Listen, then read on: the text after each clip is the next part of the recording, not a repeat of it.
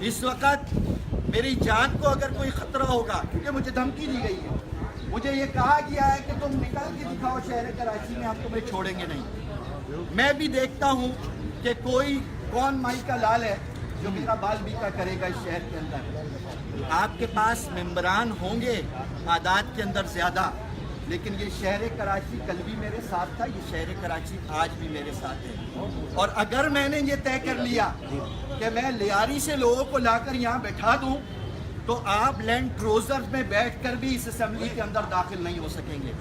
लेकिन हम गलत तरीकों को इख्तियार ना पहले करते थे ना हम आज करते हैं, लेकिन कानूनी हक जो मेरा मौजूद है मैं उसको इस्तेमाल करूँगा।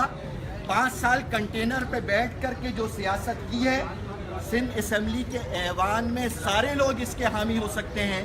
अब्दुल रशीद इसका हामी नहीं है, नहीं रहेगा और नहीं होगा।